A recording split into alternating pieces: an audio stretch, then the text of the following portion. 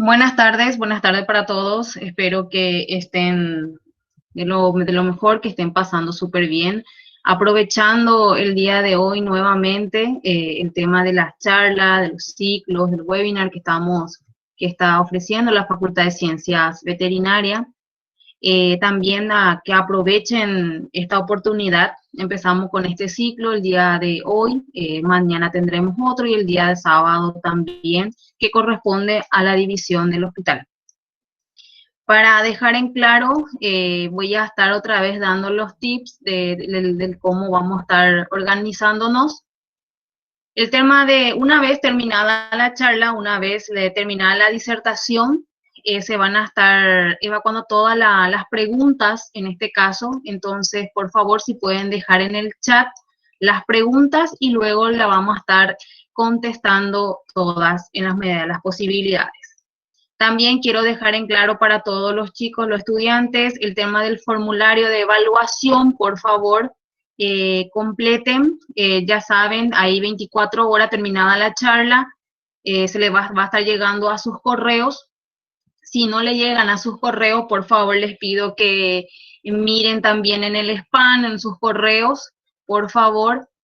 Una, una, una cosita también quiero que atiendan mucho cuando se están inscribiendo, cuando se van a inscribir a las charlas, por favor, los correos escriban bien, controlen bien esa parte, por favor, al momento de inscribirse a las charlas. ¿Por qué les menciono esto?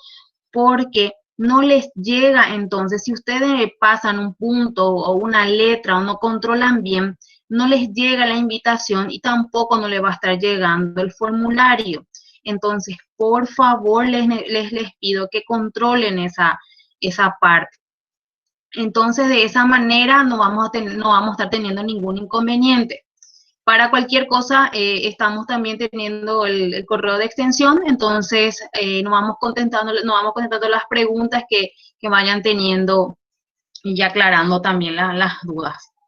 Está de más decir que por favor mantengan apagados los micrófonos, las cámaras completito. Entonces, por favor, chicos, también invitados, por favor, presten mucha atención y le vamos a estar dando lugar, en este caso, a una excelente profesora, doctora. eh, entonces, vamos a estar escuchándole esta tarde. Señorita Sirlene, puede continuar. Muchísimas gracias. Profesora doctora Sheila Patricia Delgado González, egresada de la Facultad de Ciencias Veterinarias de la Universidad Nacional de Asunción en el año 2002, profesor adjunto de las cátedras de terapéutica del cuarto curso y técnica operatoria del quinto curso de la orientación medicina veterinaria, docente técnico de la División Hospital del Departamento de Patología y Clínica, Facultad de Ciencias Veterinarias, Universidad Nacional de Asunción. De esta manera damos pie a la disertación del día de hoy. Doctora Sheila, te escuchamos.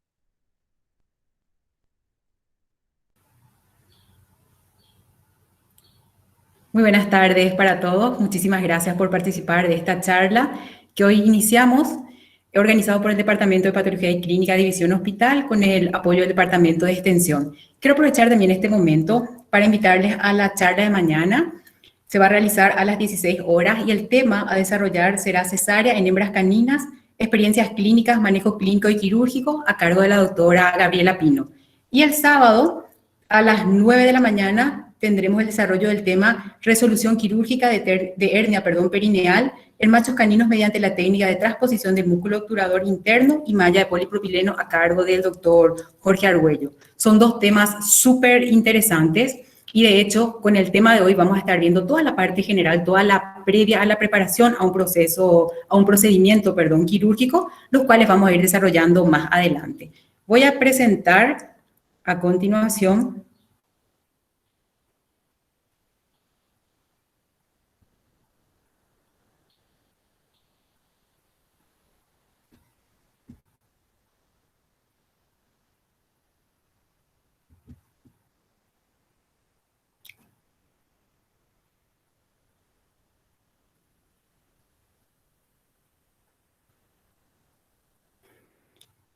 El tema que vamos a tratar en la tarde de hoy se denomina importancia de los cuidados preoperatorios en cirugía de pequeños y de grandes animales. Vamos a abordar, como dijimos, toda la parte general. Es un tema en realidad bastante amplio, es bastante importante porque constituye en gran parte, digamos, en un porcentaje bastante importante, se constituye en el éxito para el procedimiento quirúrgico. Muchas veces cuando programamos una cirugía, nos centramos en el desarrollo de la técnica, en el abordaje que vamos a emplear y muchas veces dejamos de lado toda la preparación que antecede para llegar a ese momento. La idea de hoy es desarrollar este tema de manera no muy extensa, pero tratar todos aquellos ítems que son de importancia y compartir un poquitito con ustedes nuestra experiencia, de qué manera nosotros trabajamos en el hospital de la Facultad de Ciencias Veterinarias. Una cirugía programada, una cirugía planeada de antemano es ideal porque nos permite planificar con previsión y nos ayuda a garantizar siempre todas las mejores condiciones posibles para realizar un procedimiento quirúrgico. El periodo preoperatorio se define como el manejo integral del paciente quirúrgico y es el periodo que antecede a la cirugía. ¿Pero qué entendemos por periodo preoperatorio ya de manera más específica? Es ese periodo de tiempo que transcurre desde el momento en que nosotros decidimos realizar un tratamiento quirúrgico hasta que trasladamos al paciente al quirófano, en caso que estemos trabajando dentro de un área quirúrgica, e iniciamos la intervención. Nosotros, como profesionales veterinarios, no vamos a trabajar siempre dentro de un quirófano. Muchas veces vamos a tener la posibilidad también de realizar cirugías a campo, cirugías, digamos, fuera de un área quirúrgica, y a pesar de los avances en las prácticas del control de las infecciones hospitalarias alcanzados en los últimos años, las infecciones a nivel del sitio quirúrgico todavía está entre las principales causas, tanto de morbilidad como de mortalidad en los pacientes postoperatorios. Cuando hablamos del preoperatorio a nivel de cirugías a campo, nos referimos a un proceso sumamente importante para la seguridad, para la tranquilidad y para el bienestar del paciente, existiendo factores que influyen en este entorno, tales como la determinación del ayuno oportuno, el tipo de anestesia que nos va a marcar la posición que va a tener el paciente durante el procedimiento quirúrgico, es decir, si vamos a estar trabajando con el animal en decúbito o si vamos a estar trabajando con el animal en la estación, los diferentes espacios físicos en donde podemos realizar estos procedimientos, la higiene de los mismos, que es sumamente importante y en la mayoría de los casos es difícil controlar cuando estamos trabajando fuera de un quirófano, y por sobre todo y especialmente la experiencia del cirujano para trabajar en el campo. Cuando trabajamos fuera de un quirófano, nosotros nos encontramos ante distintas situaciones. Lastimosamente, en la mayoría de los casos no son las mejores y va a depender de la habilidad y de la astucia del cirujano para poder sortear y poder realizar de la mejor manera según planificó. Tenemos que considerar que durante todo el procedimiento quirúrgico, el cirujano es considerado el jefe, digamos, durante todo el procedimiento. Es quien toma todas las decisiones, y es el responsable de todo lo que ocurra durante dicha actividad. Acá nosotros podemos ver distintas situaciones respecto a cirugías realizadas a campo. Como pueden ver, muchas veces acudimos hasta el establecimiento donde se encuentra el paciente. A veces nos llaman ya a último momento, el paciente ya está caído. Generalmente no tiende a caer en el lugar más alto, limpio. A veces es difícil trasladar, siempre cae en el lugar de más difícil acceso, sobre el barro. Entonces, de la capacidad para sortear esas adversidades va a depender el éxito del procedimiento, la capacidad para sortear por parte del cirujano y de la confianza que tenga con el equipo quirúrgico. Muchas veces trabajamos con el animal en decúbito, en el suelo, entonces tenemos que estar apoyados sobre nuestras piernas, realizamos a veces mucho esfuerzo y si no estamos también preparados físicamente, vemos las consecuencias de trabajar bajo estas condiciones. en los días posteriores a la cirugía. El objetivo primario del cirujano es la corrección de la enfermedad. Inherente al logro de este fin está la habilidad para determinar la condición física del paciente y la naturaleza de la enfermedad.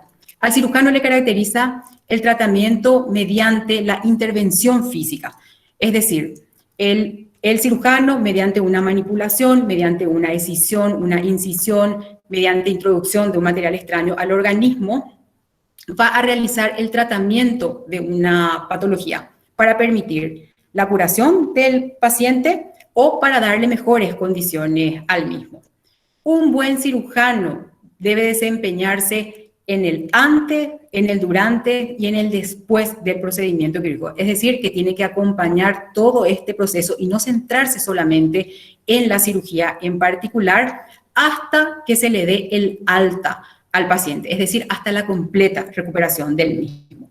El cirujano debe tratar en todo momento de minimizar el daño, entendiendo que cada intervención quirúrgica es por sí traumática para el paciente. Las bacterias que contaminan el campo operatorio, es decir, las heridas quirúrgicas, suelen proceder tanto de la flora endógena del paciente, también del personal que constituye o que forma parte del equipo quirúrgico y del ambiente en donde estamos realizando dicho procedimiento. Para prevenir la contaminación entonces de las heridas quirúrgicas, tenemos que seguir pautas estrictas relacionadas a la aplicación de una técnica aséptica, que no son simples procedimientos que realizamos al azar, sino que deben constituirse en normas de un quirófano. Si no tenemos en cuenta la aplicación de estas técnicas asépticas, entonces probablemente podríamos tener una infección o el desarrollo de una enfermedad que vamos a observar en el postoperatorio en el paciente. El periodo preoperatorio vamos a dividir en dos etapas. Por un lado, vamos a tener al preoperatorio mediato, que inicia en el momento en que se toma la decisión de intervenir al paciente hasta 12 a 2 horas antes del inicio de la cirugía. Es decir, el paciente acude a nosotros a consultorio, realizamos la exploración completa, llegamos a un diagnóstico y decidimos que el mejor tratamiento para el mismo será el tratamiento quirúrgico.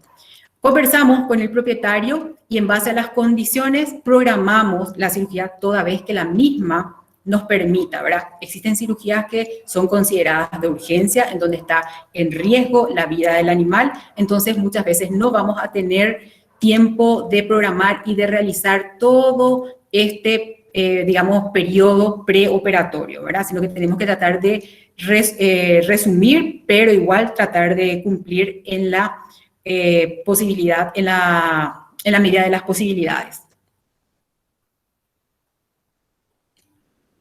Este periodo de 12 a 2 horas está marcado principalmente por el ayuno que vamos a indicar al paciente, así que no es un periodo rígido. No significa que en todos los procedimientos quirúrgicos el preoperatorio mediato va hasta 12 a 2 horas. Depende, como dijimos, del momento o del tiempo que nosotros determinamos para el ayuno en el paciente.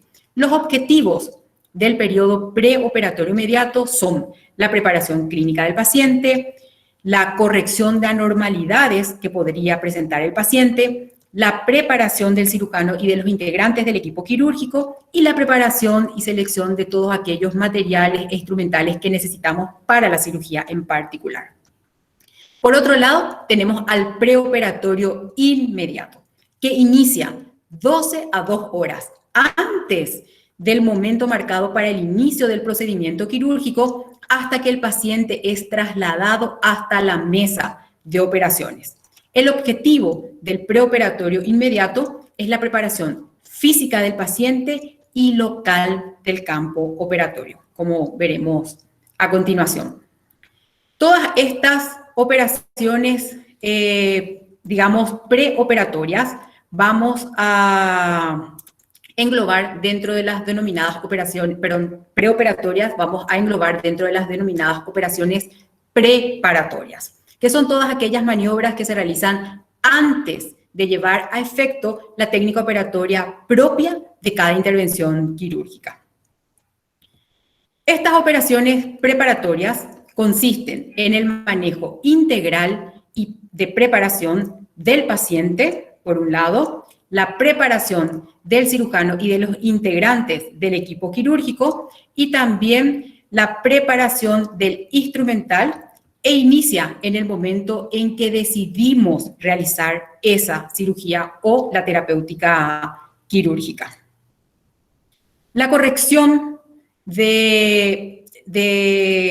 correcta aplicación de estas técnicas, o sea, de estas operaciones, mejor dicho, nos permiten seguir una secuencia ordenada y poder tener todos los materiales, todos los instrumentales, toda la ropa necesaria lista antes de iniciar el procedimiento quirúrgico. Estas operaciones preparatorias, entonces, vamos a dividir en tres. Por un lado, tenemos a la preparación del instrumental quirúrgico y del material. Por otro lado, tenemos a la preparación del paciente y tenemos también a la preparación del cirujano y de los integrantes del equipo quirúrgico. Estos tres puntos se realizan, iniciamos la realización de estos tres puntos desde que decidimos realizar ese procedimiento quirúrgico. Estos tres vamos a dividir, les voy a indicar hasta qué punto va el preoperatorio inmediato y a partir de dónde iniciamos el preoperatorio inmediato. Realizamos al mismo tiempo, por lo general, si trabajamos con un equipo quirúrgico conformado por un cirujano, un instrumentista, el ayudante, entonces cada uno tiene una función dentro del equipo. El cirujano, por ejemplo, puede encargarse de ver cuáles son los instrumentales principales que va a necesitar, los materiales, de repente algún instrumental especial, y se mantiene en todo momento en comunicación con el instrumentista para poder indicar cuáles son, qué cantidad de materiales, qué cantidad de instrumentales va a necesitar para el procedimiento. Normalmente, el cirujano podría eventualmente encargarse de esto, y de hecho se encarga cuando no contamos con un equipo y de repente trabajamos solos o trabajamos entre dos personas, y lo que hacemos es tratar de dividirnos la tarea como para hacer un poquito más fácil. Estos tres pasos realizamos al mismo tiempo. No significa que vamos a iniciar el procedimiento quirúrgico y ahí, bueno, vemos qué necesitamos, qué instrumentales, qué ropa, no. Vemos con anticipación para tener listo al momento de iniciar el procedimiento quirúrgico. La correcta aplicación de una técnica aséptica empieza en realidad cuando termina el procedimiento quirúrgico anterior. Cuando nosotros hablamos de preparación del instrumental quirúrgico y del material, nos referimos a seleccionar, a clasificar todos aquellos instrumentales quirúrgicos, todos aquellos materiales que vamos a necesitar y a prepararlos de la manera correcta. Como dijimos, esto no inicia cuando, programamos la cirugía del paciente. La preparación de los instrumentales quirúrgicos inicia cuando termina o cuando terminó la cirugía anterior. La limpieza del material, la limpieza del instrumental es tan importante como todos los procesos de esterilización, ya que la mayor parte de los procesos infecciosos relacionados con el material o con el instrumental quirúrgico que son debidos a fallas en la esterilización de los mismos. Una incorrecta limpieza del instrumental quirúrgico puede ser la causa de una infección, ya que ningún sistema de esterilización es eficaz ante presencia de una gota de sangre o ante presencia de suciedad sobre la superficie de nuestros instrumentales quirúrgicos. Estos instrumentales nosotros tenemos que, una vez clasificados, una vez que hayamos seleccionado, tenemos que preparar en bultos quirúrgicos. Entendemos por bulto quirúrgico aquel paquete compuesto por una doble envoltura y que en su interior contiene todos aquellos materiales, instrumentales, ropa necesarios para un procedimiento quirúrgico aséptico, así como estamos observando en la imagen. Estos bultos o paquetes quirúrgicos nosotros tenemos que someter al proceso de esterilización. Nosotros podemos esterilizar nuestros materiales, nuestros instrumentales a través de por medios físicos, por medios químicos, va a depender muchas veces de la inversión que podemos nosotros destinar a la compra de aparatos para montar nuestro quirófano. Con relación al método de esterilización, entonces, dependiendo de este método de esterilización, vamos a seleccionar todos aquellos materiales que sean de utilidad para utilizarlos como envolturas. Y es fundamental identificar estos bultos para que no existan confusiones. De repente, si se integra al equipo de cirugía algún personal, algún integrante nuevo, entonces para que no tenga dudas respecto a qué es lo que contiene ese paquete quirúrgico. Así cerrado no podemos muchas veces adivinar qué es lo que contiene. Lo ideal es que esté identificado, que sepamos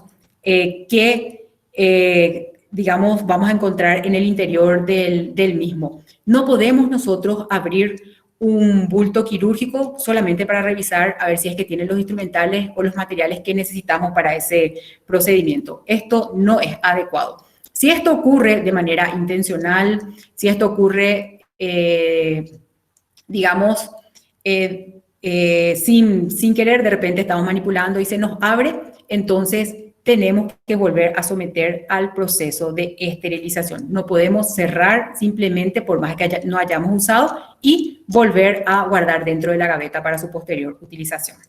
A continuación, les voy a presentar de qué manera nosotros nos organizamos con respecto a los bultos quirúrgicos dentro del hospital veterinario. Tenemos un bulto para cirugía, o sea, tenemos los bultos para cirugía mayor, por otro lado tenemos los bultos para cirugía menor. Ambos contienen instrumentales, compresas y paños de campo. Varían en la cantidad y en el tipo de instrumentales.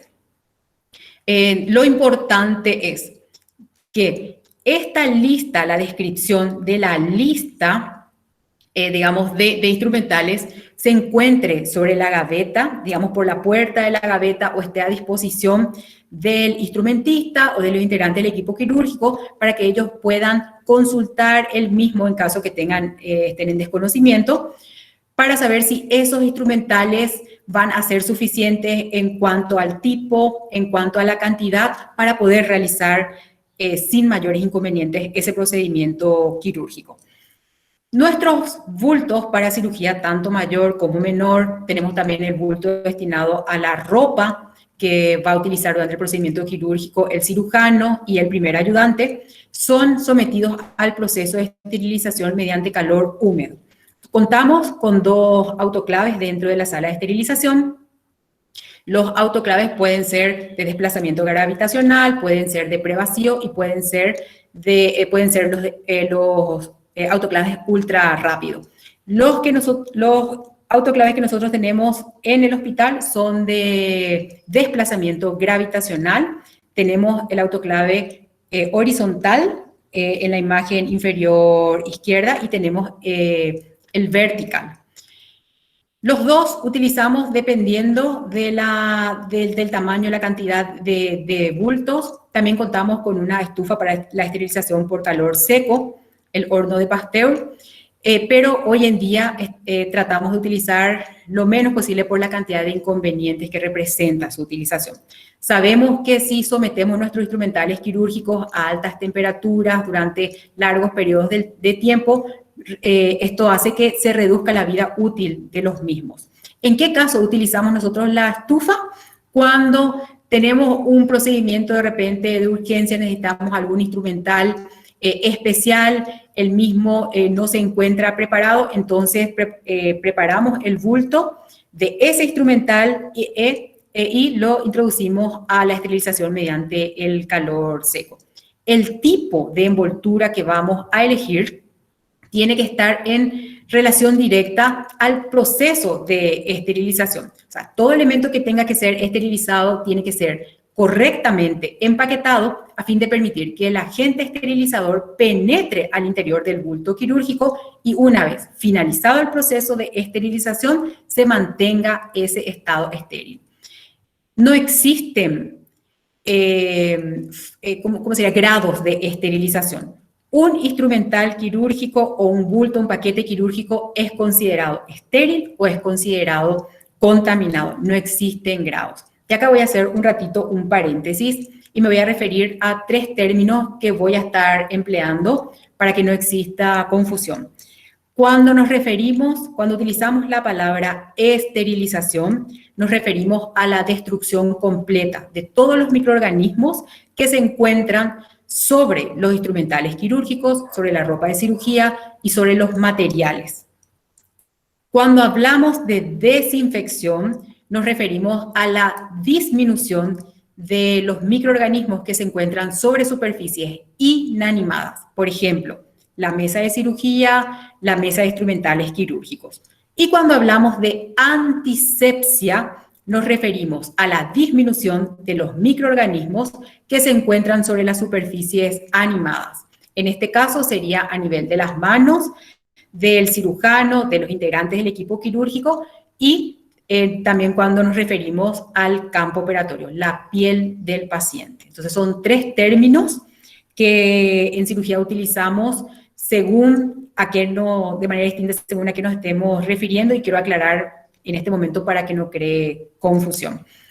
Entonces, cuando hablamos de los instrumentales especiales, estos nosotros preparamos de manera individual. O sea que cada instrumental especial preparamos dentro de un paquete, siempre con doble envoltura. Como por lo general utilizamos el autoclave, entonces utilizamos la tela médica, el papel médico de grado médico, o utilizamos el TNT para ser sometido a la esterilización mediante el calor húmedo.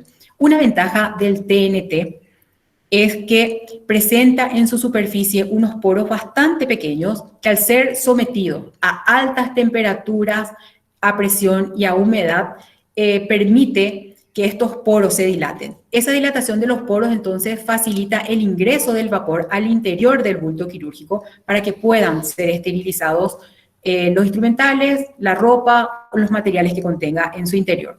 Una vez que termina el proceso de esterilización, este bulto quirúrgico toma contacto con el medio externo, la temperatura disminuye, estos poros se cierran y se constituye en un material impermeable que impide el ingreso de microorganismos, prolongando el periodo de estado estéril de ese bulto quirúrgico.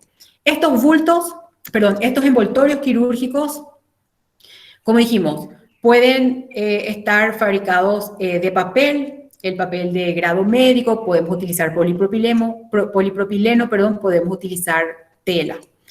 Se constituyen en una barrera biológica, tiene que ser permeable para el agente esterilizante, no tiene que ser tóxico, no tiene que desprender pelusas, fibras o cualquier otro tipo de sustancias, no tiene que desprender tampoco olor una vez que es sometido al proceso de esterilización, tiene que ser resistente a la rotura, resistente a la humedad, repelente al agua, de fácil adquisición y tiene que haber una relación costo-beneficio positivo a favor de ese material.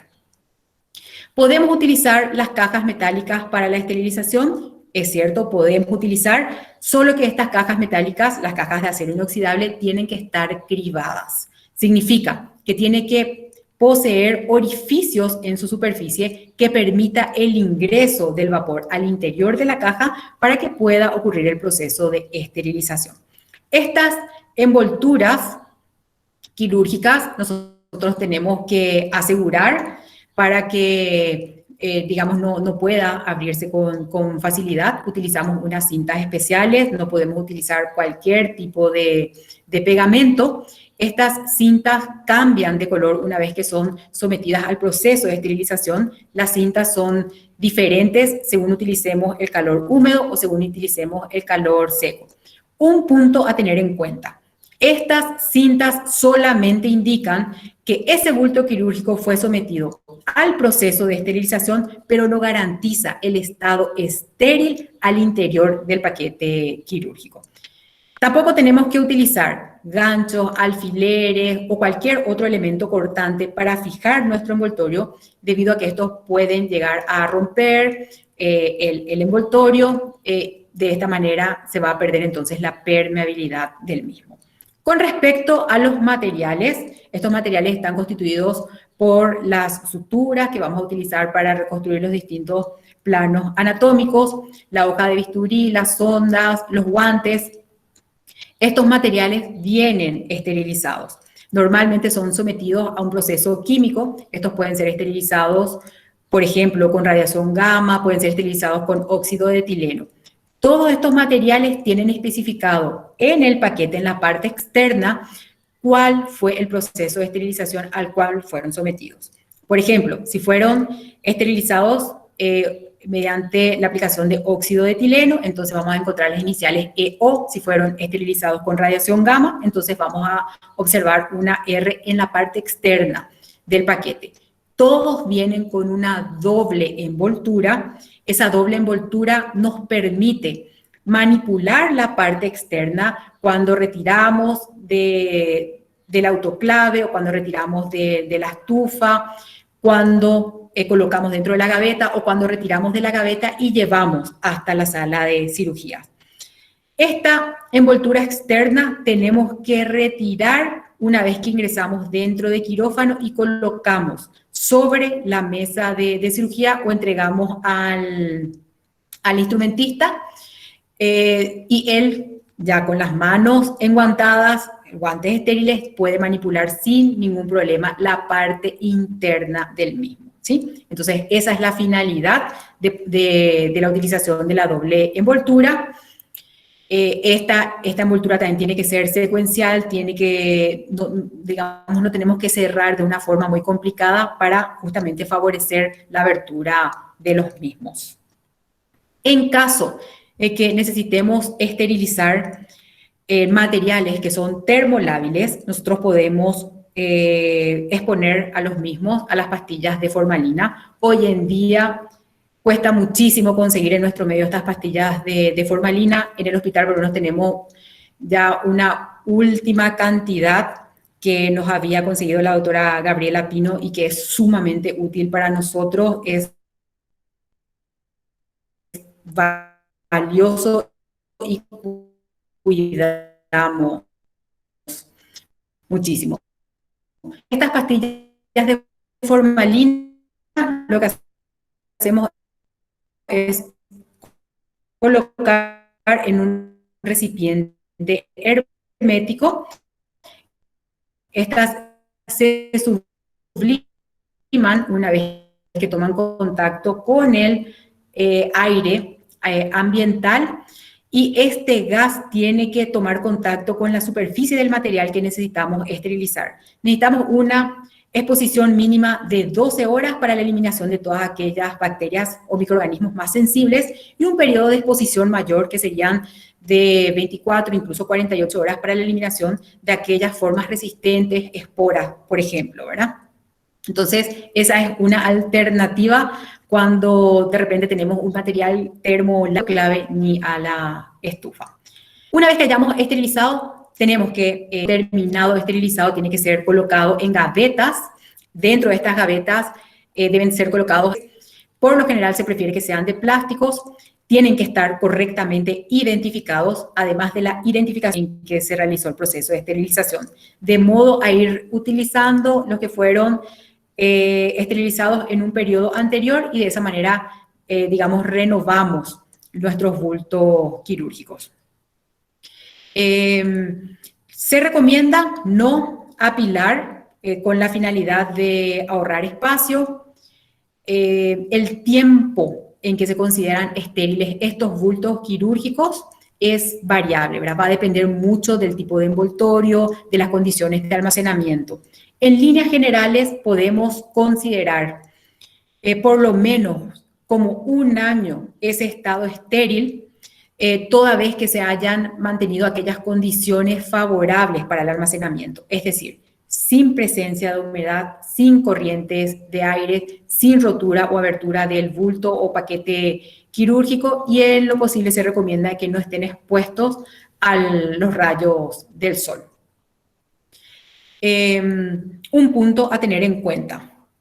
Hasta este momento, o sea, al momento de almacenar nuestros paquetes, entonces hasta este momento se constituye el preoperatorio mediato.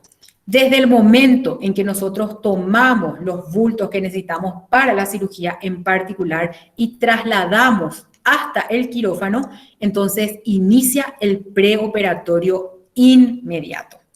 Cuando trabajamos a campo, cuando tenemos que realizar, por ejemplo, una cesárea en el establecimiento o cualquier otra cirugía en grandes animales, entonces tenemos que trasladar nuestros paquetes, nuestros bultos quirúrgicos hasta el lugar en donde vamos a realizar el procedimiento. Para el traslado se recomienda de que estos paquetes sean introducidos en bolsas plásticas selladas de manera hermética. No podemos utilizar, de hecho, cualquier bolsa, no podemos tomar la bolsa del súper y colocar nuestro paquete quirúrgico.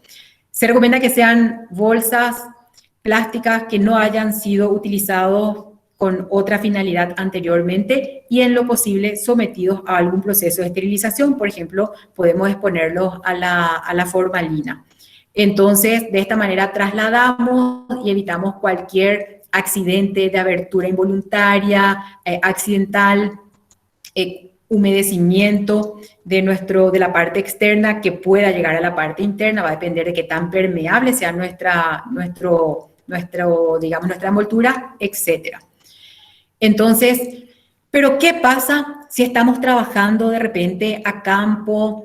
Nosotros llevamos nuestros instrumentales, nuestros materiales, surge de repente una cirugía de urgencia, no podemos nosotros estar, si es por lo menos urgente, hacerle esperar al paciente, nos vamos hasta la clínica, hasta el hospital, esterilizamos y volvemos con nuestros instrumentales esterilizados. En esos casos excepcionales podemos aplicar otras alternativas para esterilizar los instrumentales quirúrgicos. Siempre va a ser importante realizar un lavado previo de los instrumentales para retirar toda esa materia orgánica, sangre, restos de tejido y para que pueda penetrar y actuar mejor el agente que vamos a utilizar para esterilizar los mismos. En esos casos, por ejemplo, una alternativa bastante accesible consistiría en colocar nuestros instrumentales quirúrgicos sobre un recipiente metálico, colocamos alcohol y prendemos fuego hasta que se consuma por completo el alcohol. Esa es una alternativa. No vamos a realizar este procedimiento en todos los casos, sino que cuando tenemos una cirugía de urgencia, tenemos nuestros instrumentales ya utilizados en una cirugía anterior y no tenemos otra alternativa para esterilizar los mismos. Otra posibilidad es la de, someter a la ebullición, al hervor. Lo ideal es que alcance ese hervor una temperatura de 90 a 100 grados centígrados durante un periodo mínimo de 15 a 30 minutos. Ojo, previo lavado de los instrumentales, vuelvo a repetir. Una posibilidad es la de incluir o agregar, mejor dicho, al agua que utilizamos para el hervor, carbonato de sodio al 1%. O sea, vienen en ampollitas, entonces estas ampollitas, que por lo general son de 10 ml, colocamos al agua, en el cual vamos a realizar el hervor de nuestros instrumentales. Entonces, el carbonato de sodio al 1% lo que nos permite es elevar más la temperatura y de esta manera entonces podemos reducir el tiempo de exposición a ese método de esterilización. Entonces, son alternativas a las que no vamos a recurrir siempre antes de todos los procedimientos, pero que nos pueden salvar de repente ante una situación de urgencia. Entonces, esto con respecto a la preparación de los instrumentales y de los materiales que necesitamos para el procedimiento quirúrgico. Con respecto a la preparación del cirujano y de los integrantes del equipo quirúrgico, tenemos que tener en cuenta de que el personal quirúrgico presente dentro del quirófano tiene que vestir de manera apropiada. Esto tiene la finalidad de disminuir la diseminación de las partículas que se puedan encontrar en la ropa, en la piel, en el pelo, en el zapato, mientras circulen dentro del quirófano, dentro del área quirúrgica. Esta vestimenta apropiada se coloca al aire ambiental, al ambiente, y de manera indirecta al campo operatorio, a la herida quirúrgica. Todos los miembros del equipo quirúrgico tienen que poseer una vestimenta adecuada. La vestimenta básica dentro del área de cirugía está compuesta por el ambo quirúrgico, que no es otra cosa que la chomba y el pantalón. Dentro del área quirúrgica, uno tiene que utilizar una indumentaria complementaria, que es la que vamos a ver a continuación. Tenemos que considerar que el personal quirúrgico es la causa principal de contaminación microbiana durante la cirugía. Para minimizar esta posibilidad de contaminación a nivel de la herida quirúrgica, es importante contar con una indumentaria apropiada. Esta indumentaria está constituida entonces por el gorro quirúrgico. Este gorro quirúrgico puede estar fabricado a partir de tela, a partir de una tela descartable, a partir de tela reutilizable. Tiene que cubrir completamente la cabeza, el cabello. Si tenemos el cabello largo, tenemos que atar previamente. No tiene que, digamos, escapar parte del pelo fuera del gorro quirúrgico. Tenemos que tener en cuenta de que la utilización del gorro es obligatorio para todo aquel personal que se maneje dentro del área quirúrgica, para todo el personal que se desplace dentro de la sala de cirugía. Tenemos que considerar que el cabello es una fuente de diseminación de partículas. Dentro, o sea, sobre el pelo se han aislado cultivos de estafilococo, echerichia, estreptococos, y el gorro quirúrgico tiene la finalidad entonces de evitar de que esos microorganismos, esas partículas potencialmente contaminantes lleguen a tomar contacto con la herida quirúrgica. Como dijimos, el gorro tiene que cubrir completamente la cabeza, el pelo, tiene que ser, digamos, de un material que no desprenda pelusas, fibras, que sea bastante resistente por lo general, ¿verdad? Luego tenemos al cubre calzado, que vienen en dos modelos básicamente. Está en la imagen superior, podemos observar el cubre calzado propiamente dicho y la bota quirúrgica en la imagen inferior, ahí según indica el cursor. Como dijimos, existen en dos modelos principalmente. Son efectivas para retener todas aquellas partículas contaminantes que se encuentran a nivel del calzado y que de repente el cirujano o los integrantes del equipo quirúrgico están introduciendo desde fuera del quirófano al interior de la sala de operaciones. Lo ideal sería que estos estén fabricados de un material impermeable para evitar la contaminación del zapato del cirujano con bacterias que se encuentran dentro del área quirúrgica.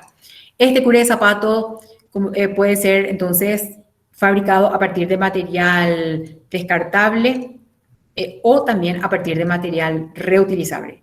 Tiene que ser por lo general liviano, como dijimos, impermeable, resistente, no tienen que sufrir desgarro con facilidad. Por otro lado, tenemos a las mascarillas quirúrgicas que tienen la finalidad de evitar la diseminación de agentes infecciosos que se transportan, digamos, a través de las pequeñas partículas de saliva que salen de la boca de repente cuando conversamos. Lo ideal es, o sea, lo que hacen las mascarillas es evitar que las bacterias que se encuentran a nivel de la boca, nariz y garganta del cirujano y de los integrantes del equipo quirúrgico lleguen a tener contacto con la herida quirúrgica. Y me quiero detener un poquitito en esta parte y hablar un poquitito más sobre las mascarillas que hoy en día se están utilizando bastante. No se utilizan por moda, se utilizan por necesidad, por una recomendación médica, sanitaria. Entonces, estas mascarillas constan de las siguientes partes. Tenemos una banda metálica en el borde superior que tiene la finalidad de ajustar, mejor de adaptar ese borde de la mascarilla. No tiene que estar, digamos, muy próximo a los ojos para evitar que lesionen a los mismos. En un lado vamos a observar un filtro de polipropileno y en el lado opuesto vamos a observar una cubierta exterior que es impermeable. Y también contiene unas cintas de sujeción que pueden ser propiamente, así como dijimos, unas cintas que se atan en la parte superior de la cabeza y detrás de la nuca, o unas gomas que se colocan detrás de las orejas. Un punto a tener en cuenta con relación a estas cintas. En quirófano, no se recomienda cruzar estas cintas para sujetar, es decir, esta superior atar aquí abajo y esta inferior atar acá arriba. ¿Por qué? Porque eso permite una mayor abertura. Estoy tratando de mostrar con el cursor, no sé si señala aquí en la parte lateral, y esto permite el escape de bacterias que pueden llegar al campo operatorio. Un punto que quiero aclarar también respecto al uso de las mascarillas.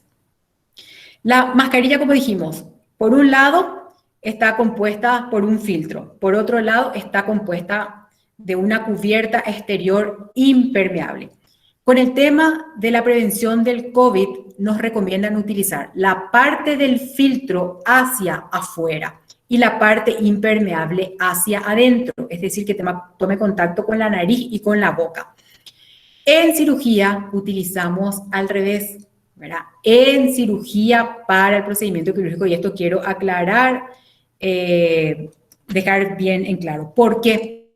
Porque la finalidad de esta mascarilla es la de retener todo, digamos, la humedad, el vapor que de repente vamos exhalando, las gotitas de saliva que vamos desprendiendo al conversar y no lleguen a tomar contacto, digamos, con la herida quirúrgica, transportando potenciales agentes infecciosos hasta la misma. Y la parte externa, que es la parte del procedimiento quirúrgico, y tiene la finalidad de evitar que la sangre y los líquidos que de repente salpican al operario lleguen a tomar contacto con la nariz y con la boca del mismo. Suelo observar, esto hago a modo de crítica constructiva, en las redes sociales, que de repente utilizan las mismas mascarillas con las que atienden ante el procedimiento quirúrgico. Esto no es recomendable. Estas mascarillas tienen un periodo limitado de utilización, tienen una finalidad que es evitar la contaminación. Entonces, cuanto mayor sea el uso de utilización, mayor es la posibilidad de contaminación de la herida quirúrgica. Por lo general, se recomienda utilizar la mascarilla por un periodo no mayor a 6 horas, es decir, si el procedimiento quirúrgico tiene una duración mayor a 4 a 6 horas, o de repente está muy contaminada la parte externa por salpicadura de líquidos provenientes del paciente o de sangre, entonces se recomienda el cambio, la cantidad de veces que sea necesario durante el procedimiento quirúrgico.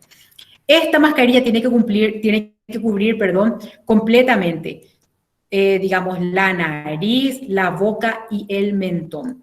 Y al momento de retirar la misma, si estamos utilizando las cintas, vamos a desprender primero la cinta inferior y segundo la cinta superior, no en forma contraria, porque de esa manera entonces vamos a estar contaminándonos al tomar contacto la superficie externa con la bata, en caso que necesitemos continuar ese mismo procedimiento quirúrgico. Si es otro procedimiento, no hay problema, porque la bata estaríamos reemplazando por otra nueva para la siguiente cirugía.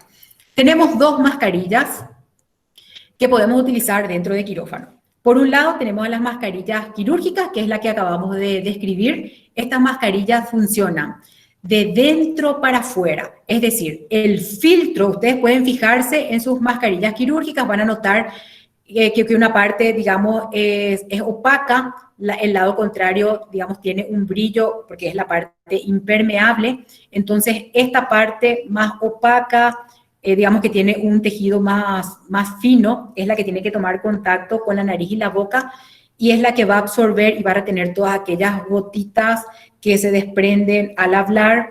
Una regla de quirófano es tratar de conversar lo menos posible, ¿sí? Entonces, justamente para evitar contaminar nuestras mascarillas. Estas actúan, como dijimos, de dentro para afuera, porque tienen la finalidad, entonces, de retener, de absorber todo el vapor que generamos con la respiración, y las mascarillas de protección son las que utilizamos cuando hay riesgo biológico, cuando hay riesgo, estamos de repente trabajando con un paciente al cual, el cual tiene alguna enfermedad zoonótica, para evitar entonces el contagio, principalmente por aerosoles que puedan encontrarse en el quirófano. Estas mascarillas también funcionan de dentro para afuera, pero principalmente funcionan de fuera para adentro, filtrando mayormente el aire. De esta manera, entonces, el aire que se encuentra entre la boca y la mascarilla de protección es de 4 a 50 veces más limpio en comparación al aire exterior. Sin embargo, cuando utilizamos una mascarilla quirúrgica de manera correcta, el aire en el interior de la misma es 1,5 a 3 veces más limpio en comparación al aire exterior. Las mascarillas quirúrgicas retienen partículas, digamos, hasta 3 a 8 micras de tamaño. Sin embargo, las mascarillas de protección retienen partículas incluso de hasta 0,1 micras de tamaño. Entonces, estas son las diferencias con respecto a las mascarillas. Yo les pediría, por favor, que no vuelvan a utilizar las que utilizan corrientemente para atender al paciente en la calle, de forma social, para el procedimiento quirúrgico. Y recuerden entonces de que para evitar la infección o el contagio del COVID utilizamos el filtro hacia afuera. Para los procedimientos quirúrgicos utilizamos el filtro de la mascarilla hacia adentro. Continuando entonces con la indumentaria para los procedimientos quirúrgicos, tenemos las gafas o los protectores faciales que utilizamos cuando existe riesgo de contagio o presencia de aerosoles contaminantes en el ambiente provenientes del paciente. Los protectores oculares utilizamos en combinación con las mascarillas protectoras, las de alto filtro. Si no contamos con la mascarilla protectora, la de alto filtro, entonces podemos utilizar la mascarilla quirúrgica combinado con el protector facial. Tenemos a las batas quirúrgicas. Las batas quirúrgicas son confeccionadas por material reutilizable o con material descartable de un solo uso. Siempre es importante tener en cuenta de que cuando un material es descartable o se indica un solo uso del mismo, sea descartado al finalizar la utilización de los mismos. Esto es debido a que los mismos pueden contener residuos potencialmente tóxicos para el paciente o pueden ser dañados durante el proceso de esterilización, aunque aparentemente estén íntegros. Es obligatorio el uso de bata para aquellos componentes del equipo quirúrgico que toman o que tienen un contacto directo con el campo operatorio. Estos también utilizan los guantes de cirugía. Los guantes de cirugía no sustituyen a un lavado incorrecto de las manos o a una falta de lavado de manos. O sea que no porque voy a utilizar un guante estéril voy a dejar de lavarme las manos o voy a realizar un lavado social nada más y no un lavado quirúrgico. Siempre tenemos que realizar PERSE durante el procedimiento. El látex, a pesar de que es un material bastante resistente, tiende a fatigarse cuando la duración de la cirugía son bastante prolongadas y pueden al personal quirúrgico de la contaminación de la piel de las manos por parte de fluidos corporales, líquidos, sangre que se encuentran a nivel del campo operatorio provenientes del paciente, y también protegen al paciente de posibles contaminantes que se puedan encontrar a nivel de la piel de las manos del cirujano o de los integrantes del equipo quirúrgico. Esto para tener entonces en cuenta. Considerando entonces esta indumentaria apropiada, podemos decir de que no es necesario que vistan de manera estrictamente estéril, y de hecho son considerados no estériles por la función que cumplen y por el hecho de que no tienen un contacto directo con el campo operatorio, los integrantes del equipo de anestesiólogos y el circulante o ambulatorio.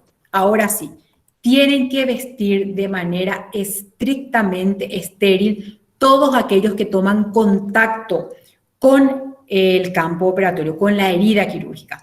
En este caso, es obligatorio que use la bata y los guantes estériles el cirujano, el primer ayudante.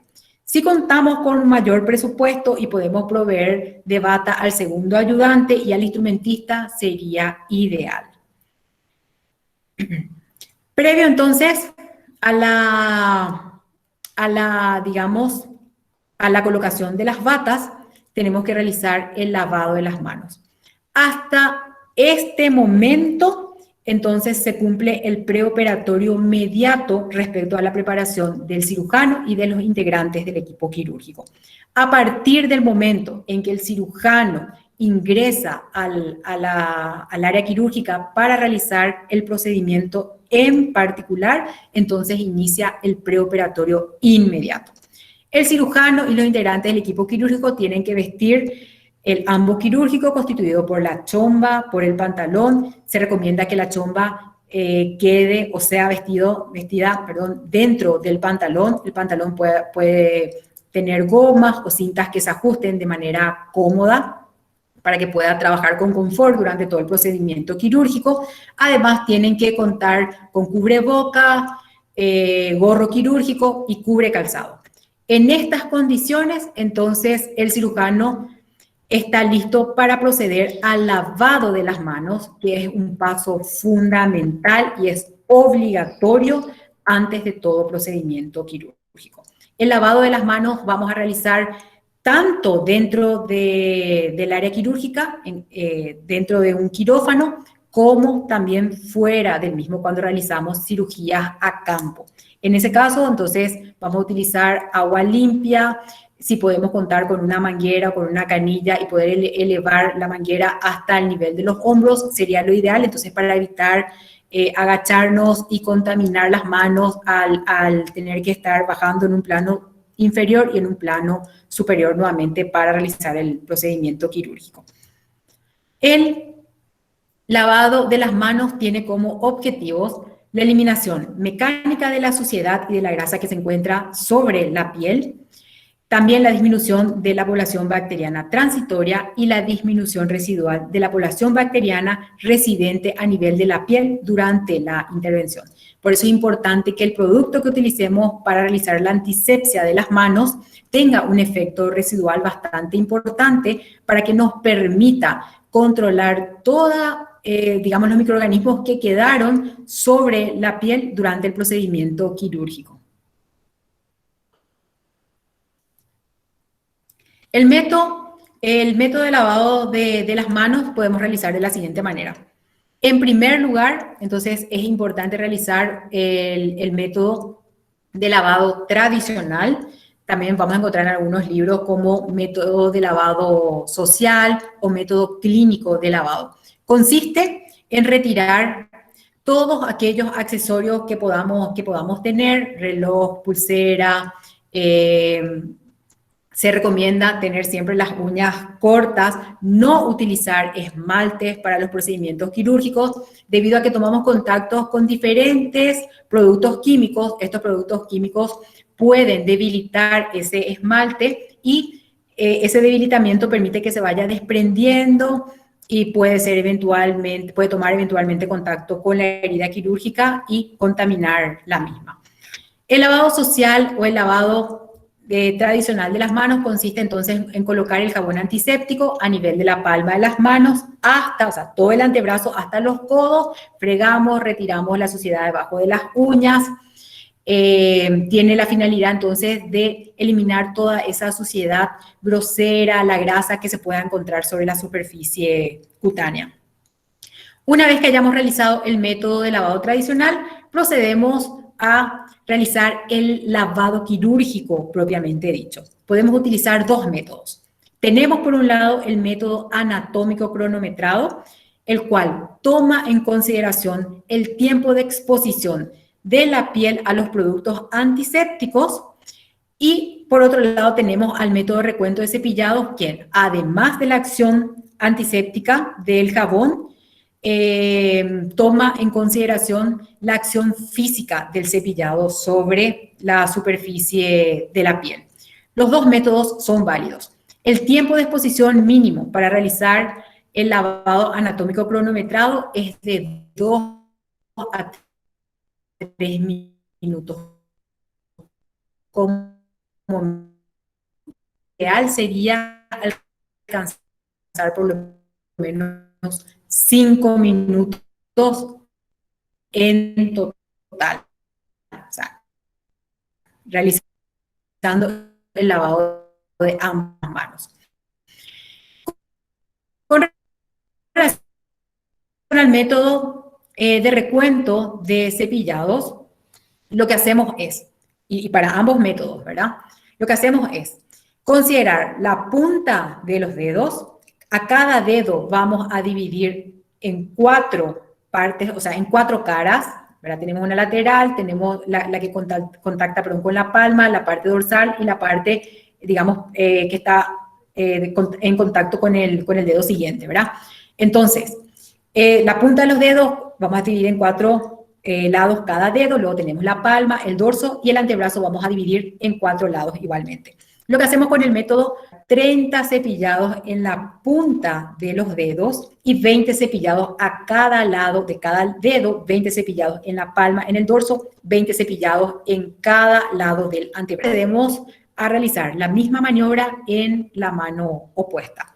Terminamos de realizar entonces el lavado quirúrgico, enjuagamos a la altura aproximada de los hombros, a nivel del tórax aproximadamente. La parte considerada estéril en todo momento será a partir de la cintura para arriba, digamos a nivel, lateral hacia adelante y de los hombros para abajo. Entonces, esto para tener en cuenta. Una vez que hayamos realizado el lavado quirúrgico, procedemos a secarnos las manos con una toalla, con un papel absorbente previamente esterilizado. No podemos utilizar cualquier material que pudiera estar contaminado, de lo contrario no tendría sentido lavarnos de manera como habíamos descrito anteriormente. Para realizar el secado de las manos, tomamos la toalla, apoyamos a nivel de la punta de los dedos y desplazamos hacia los codos. Una vez que realizamos todo este procedimiento, ya no podemos volver a pasar por la parte anterior y lo que hacemos es descartar el mismo. Tomamos otro paño y realizamos el secado en el lado opuesto. Este procedimiento, entonces, tienen que realizar sí o sí los integrantes que van a tomar contacto con el campo operatorio. Cirujano, primer ayudante, instrumentista, segundo ayudante. No así el anestesiólogo, los integrantes del equipo de anestesia y tampoco el ambulatorio. Los jabones o los detergentes antisépticos que utilizamos tienen que actuar de manera rápida, tienen que inhibir el crecimiento de los microorganismos, o sea que tienen que tener un efecto residual. Entonces, termina el lavado de las manos y el cirujano y los integrantes del equipo quirúrgico ingresan hasta el quirófano y es el lugar en donde proceden a colocarse la bata y los guantes estériles, ya sea a través de la técnica abierta, de la técnica cerrada o de la técnica asistida. Entonces, hasta ese momento se cumple el preoperatorio inmediato y procede entonces el cirujano a iniciar el procedimiento quirúrgico. Por último, dentro de las operaciones preparatorias, consideramos la preparación del paciente. La preparación del paciente vamos a realizar en 2 etapas. Por un lado tenemos a la preparación general del mismo y por otro lado tenemos a la preparación local.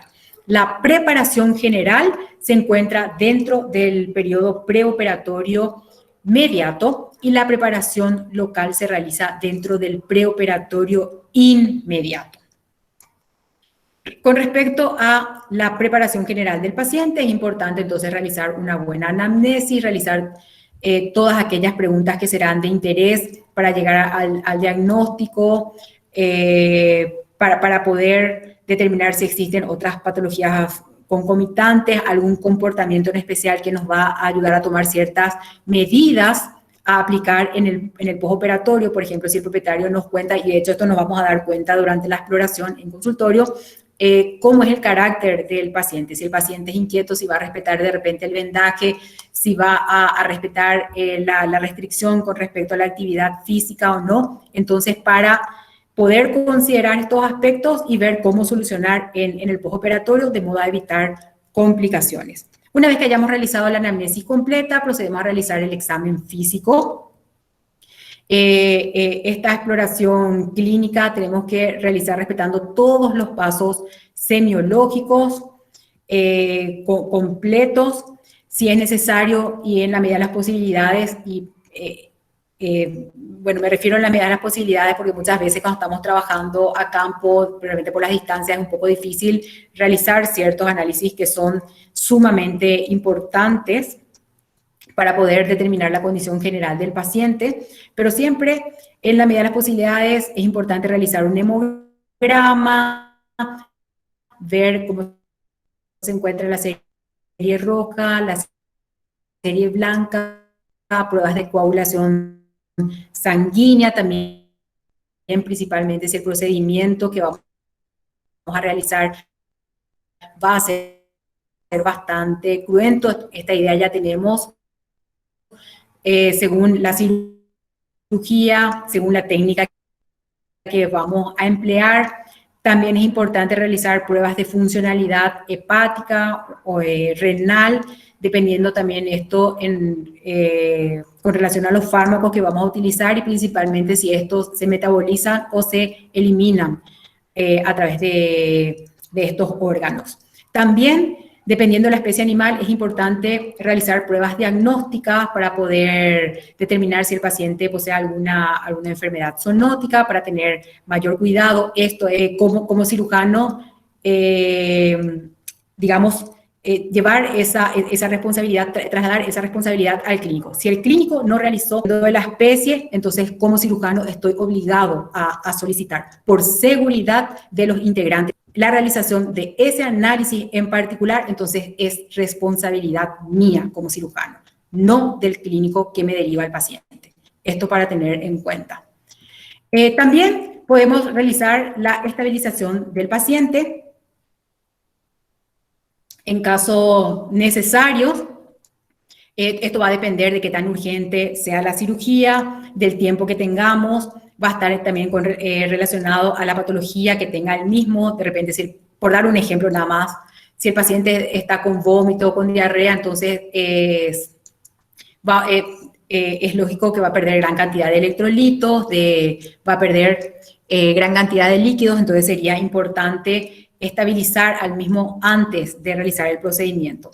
También, si es que notamos algún proceso infeccioso, entonces realizamos el tratamiento del mismo para que el paciente llegue en mejores condiciones hasta el procedimiento. Hasta ese, digamos, momento, entonces cumplimos con el preoperatorio inmediato. A partir del ayuno del paciente, como dijimos al principio, inicia el preoperatorio inmediato respecto a la preparación del paciente quirúrgico. El ayuno del paciente es sumamente importante y va a estar en relación a la especie animal, a la patología por la cual estamos realizando el tratamiento quirúrgico, va a también estar en relación directa a la edad del animal. En pequeños animales, caninos y felinos, consideramos un ayuno para líquidos de 6 a 12 horas aproximadamente y para sólidos de 18 horas. Estos valores son variables. No quiero que se encasillen y que tomen como valores únicos. Es más, según la bibliografía que ustedes consulten van a encontrar bastante variación al respecto. Siempre es importante conversar con los anestesiólogos o el anestesista respecto a si va a ser necesario un ayuno, cuánto tiempo, ¿verdad? El cirujano también puede tomar esa decisión en base a su criterio. Con relación a grandes animales, entonces, en pacientes adultos consideramos un ayuno para líquidos de 12 horas y de alimentos para 24 a 48 horas. Para animales jóvenes restringimos el agua la noche antes de la cirugía y el alimento un periodo de 12 a 24 horas. En pacientes muy jóvenes o en pacientes muy adultos, entonces este periodo de restricción de alimento y de agua va a variar y por lo general se reduce bastante. Con relación a la preparación del campo operatorio, el campo quirúrgico es la parte del paciente de tamaño y de forma variable en donde el cirujano y los integrantes del equipo quirúrgico despliegan todo su arte y su ciencia. Es el sitio especialmente preparado para reducir al mínimo la posibilidad de contaminación y de infección de la herida quirúrgica. Como objetivos de la preparación del campo quirúrgico tenemos a la eliminación de la suciedad y de los microorganismos transitorios que se encuentran a nivel de la piel del paciente, la de reducir el recuento de microorganismos residentes a niveles subpatógenos y también inhibir el crecimiento rápido de microorganismos que pudieran quedarse, que pudieran permanecer posterior al lavado quirúrgico. La preparación del campo operatorio inicia muchas veces con la limpieza que realizamos, con la limpieza grosera que realizamos digamos, del punto en donde vamos a centrar nuestra cirugía.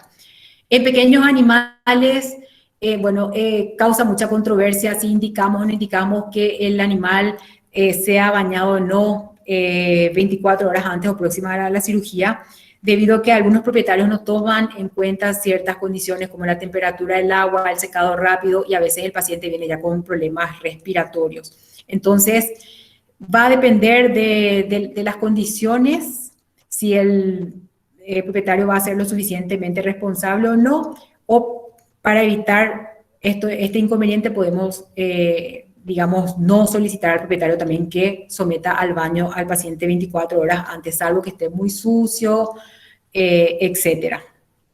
En grandes animales, bañar completamente al paciente va a ser imposible. Lo que hacemos es limpiar completamente el área en donde vamos a preparar el campo operatorio con abundante jabón, agua.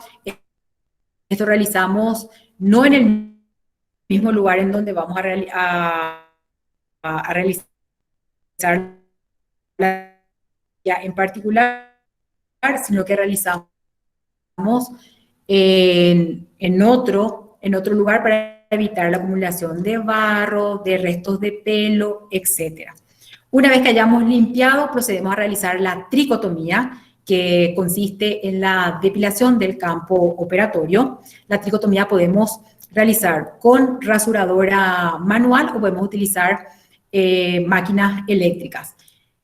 Lo ideal es utilizar máquinas eléctricas, rasuradoras eléctricas, debido a que la manual a simple vista, y se constituye una puerta de entrada para los microorganismos.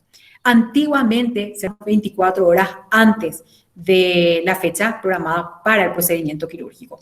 Hoy en día se tiene que realizar, la recomendación es realizar lo más próximo posible a realizar el procedimiento quirúrgico.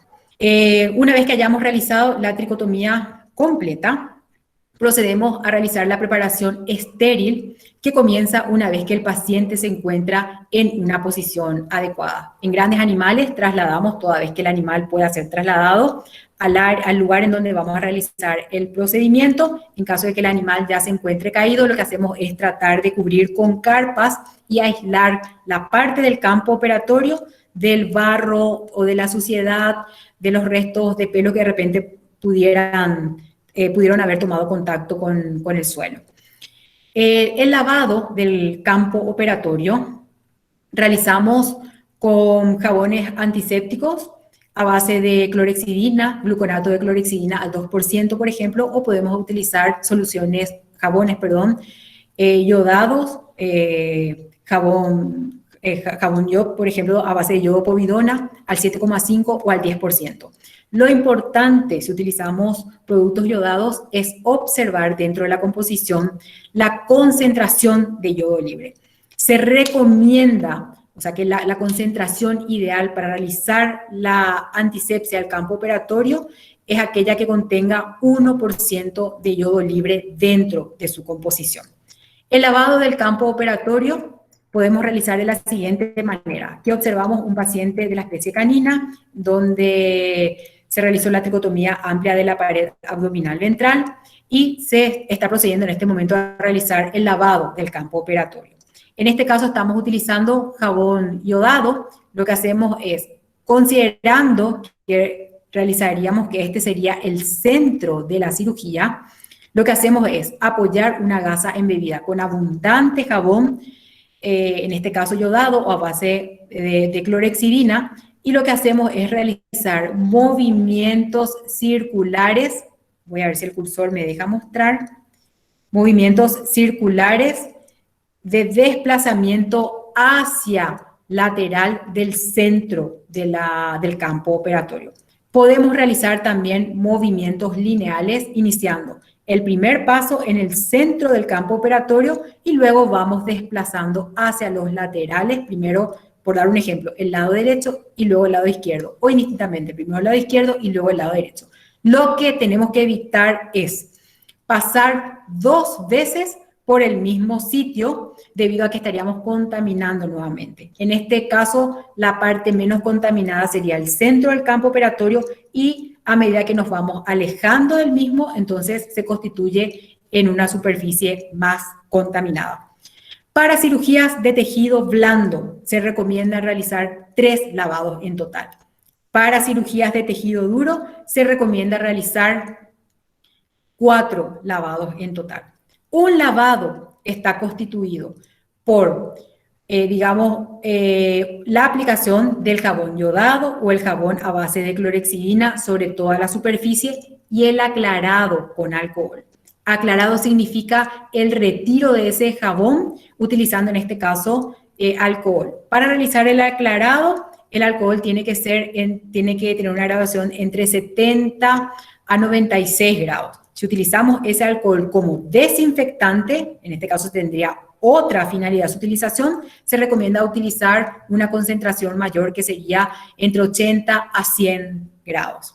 Entonces, realizamos el primer lavado que consistiría en la aplicación del jabón iodado o del jabón a base de clorhexidina y el aclarado con alcohol. Entonces, ese sería un lavado. Volvemos a repetir este mismo procedimiento hasta 3 veces para cirugías de tejido blando y 4 veces para cirugía de tejido duro. Si por alguna falla en el procedimiento pasamos 2 veces por el mismo sitio, entonces volvemos a iniciar de nuevo el lavado. Si se nos contamina, también iniciamos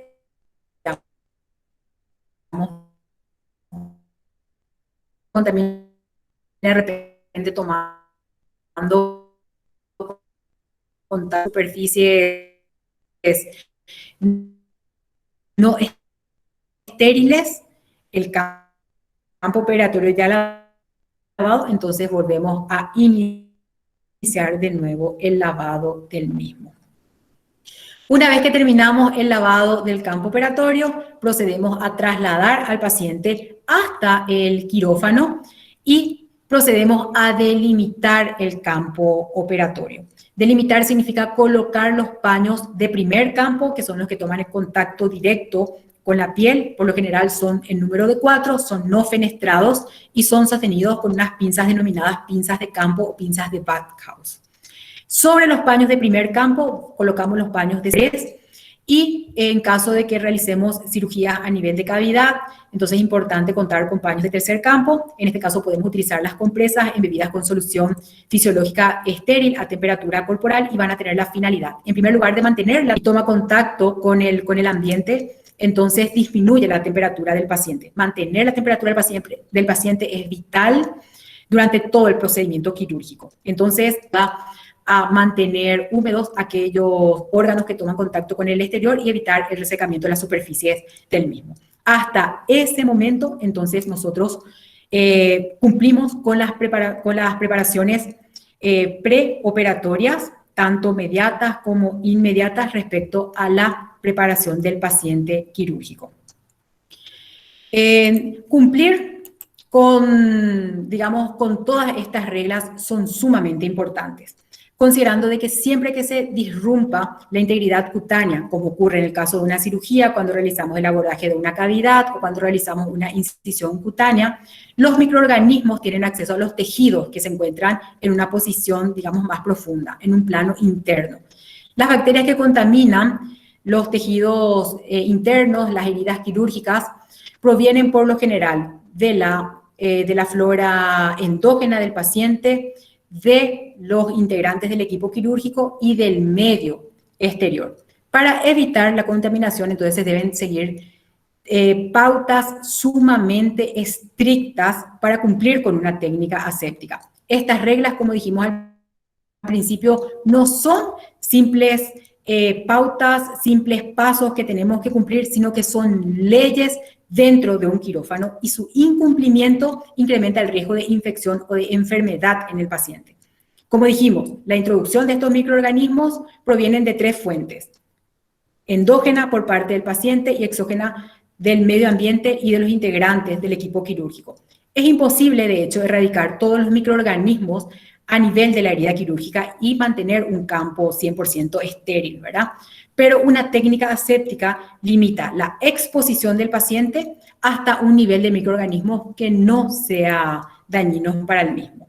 Merece la pena dedicar unas líneas para recordar que todos los conceptos actuales respecto a la asepsia y la antisepsia quirúrgica no son muy antiguos. A mediados del siglo XIX se suceden una serie de acontecimientos que marcan el inicio de la cirugía moderna, de lo que nosotros aplicamos hoy en día. Uno de ellos es el control de la infección. Y el control justamente de la infección podemos nosotros evitar en gran parte cumpliendo con todas estas operaciones preparatorias, como habíamos visto recientemente.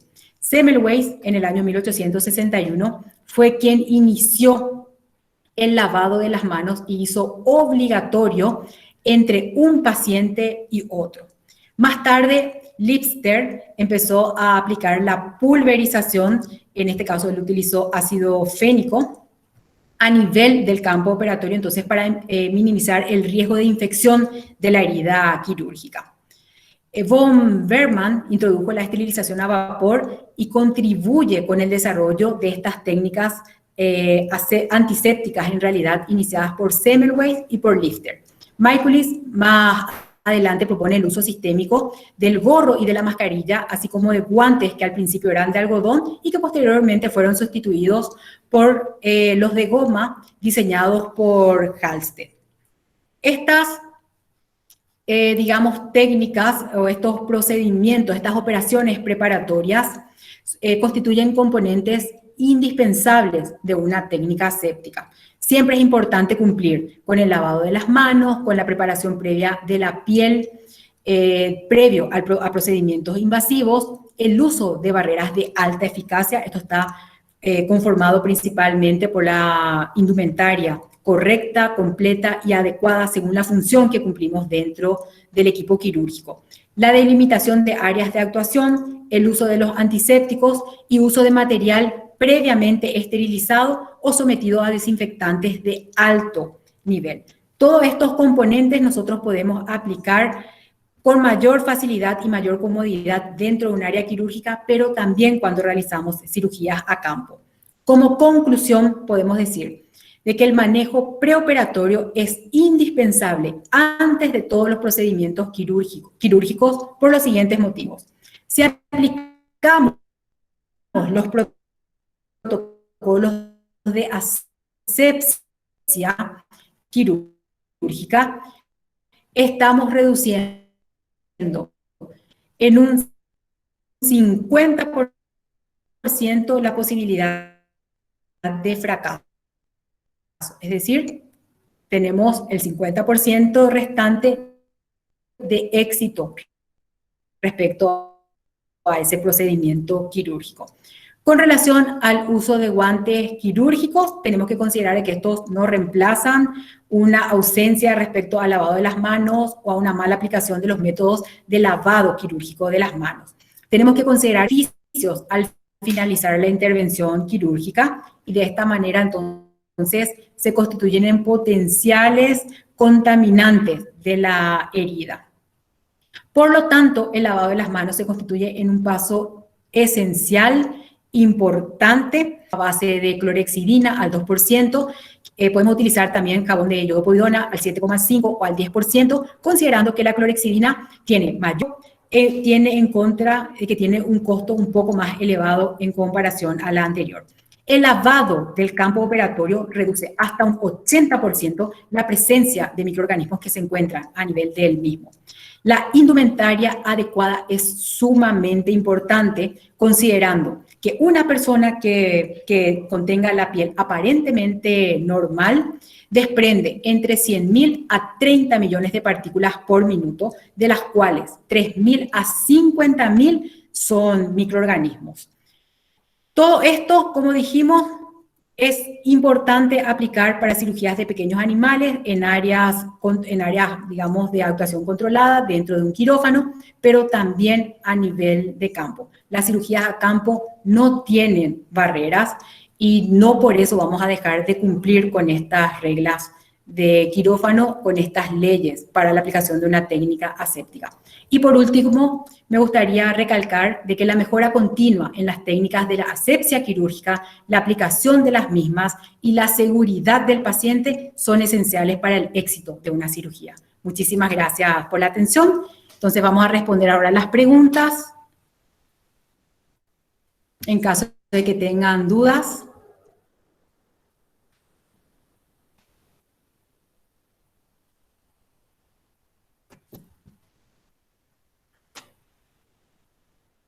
Los links para la inscripción de los cursos posteriores, perfecto, vamos a tener en cuenta.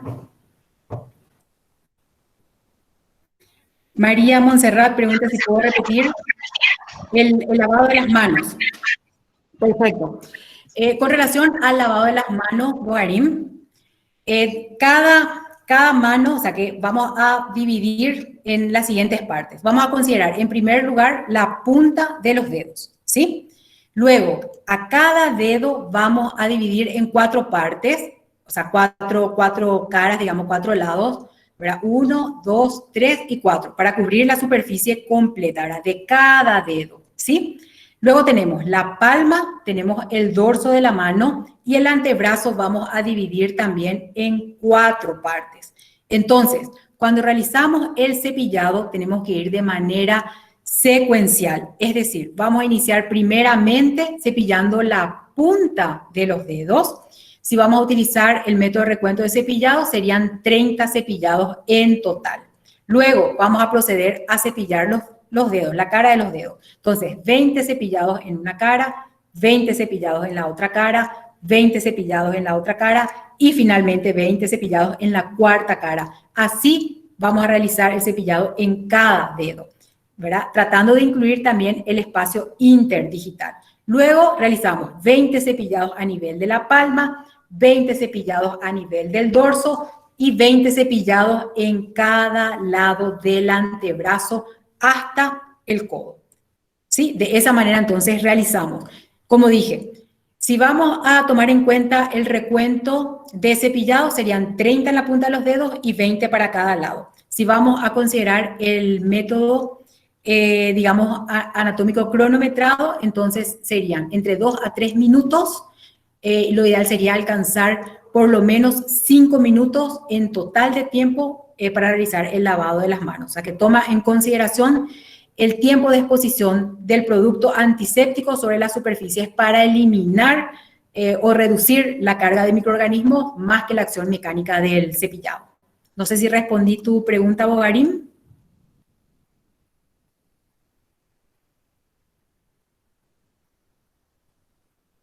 ¿Quedó claro, Garim? Gracias, ay, tu hermano. No sé si tienen alguna otra pregunta.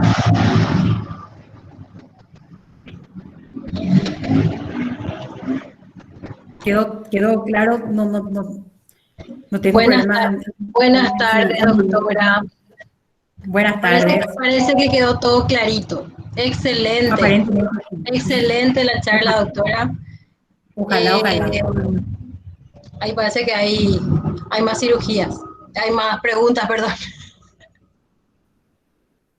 Sí, acá justamente me estoy fijando, Boarín, lo de la mascarilla también, Boarín, no sé a qué te referís, ¿repetimos la parte de la mascarilla o si me podés por favor aclarar esa parte? Mientras tanto voy a responder la pregunta de Romina Corbalán, pregunta el tema del ayuno para las cirugías.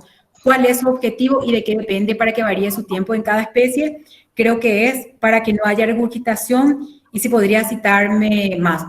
Básicamente para evitar la regurgitación, para evitar bronquios durante el procedimiento, para evitar timpanismo en grandes animales, principalmente utilizamos drogas que disminuyen la motilidad del aparato digestivo y que evitan la eliminación de los gases. Entonces, básicamente para evitar accidentes durante la anestesia del paciente.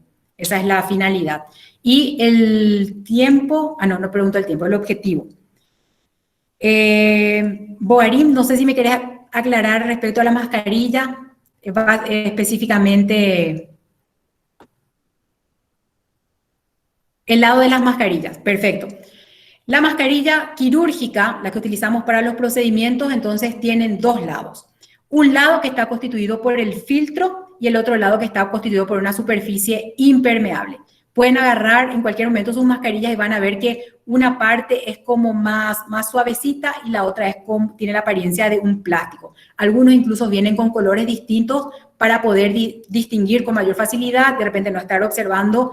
A mí, por ejemplo, ya a mi edad me cuesta un poquitito diferenciar cuál es el lado de digamos, correspondiente al filtro y qué lado corresponde a la superficie impermeable. En cirugía utilizamos la parte que corresponde al filtro, la parte de mayor absorción en contacto con la boca y con la nariz del operario. Y la parte impermeable, que es la parte lisa, brillante, hacia la parte externa. De modo a que si ocurren salpicaduras provenientes del paciente, líquidos, de repente sangre, ese líquido no penetre al interior y tome contacto entonces con la boca y con la nariz. Lo que nos recomiendan para evitar el contagio del COVID es utilizar al revés, ¿verdad? El filtro hacia afuera y la parte impermeable hacia adentro.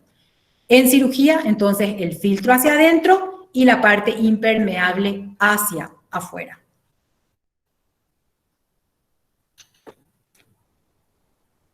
Bogarín, de que se hace. No sé si... perfecto. No sé si tienen más preguntas, algo que quieran aclarar.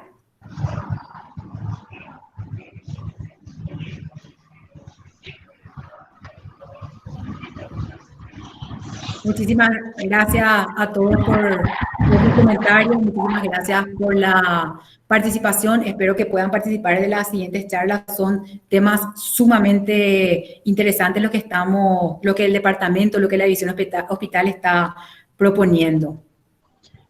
Bien, si es que no tienen preguntas, entonces... Bueno, más que nada agradecerte, doctora, tu predisposición, por sobre todo tus conocimientos que son siempre muy valiosos, ¿verdad? Pues son una capa de las capas y yo creo que todos coinciden conmigo. Le agradezco también al equipo de extensión por el apoyo de siempre, ¿verdad? Y a todos los docentes que siempre están predispuestos a más que nada dar un poquito de su arenita, ¿verdad? Sus experiencias por sobre todo.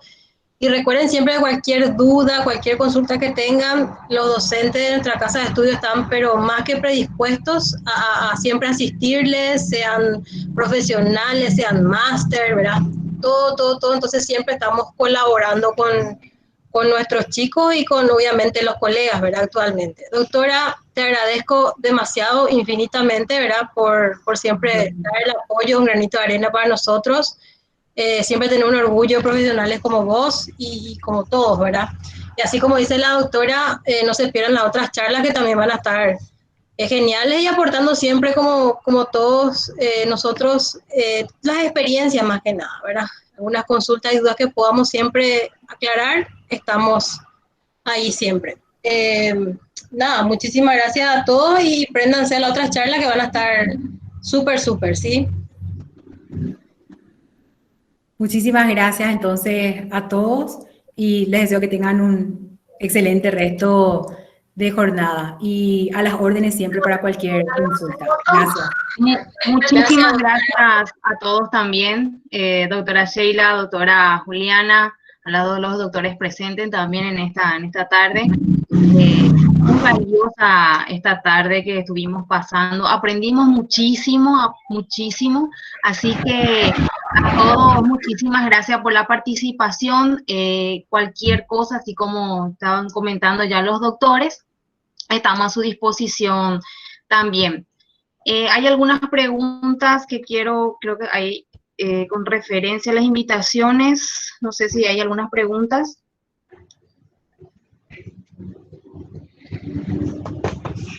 Sí. Con referencia... Sí. Doctora, te doy la palabra.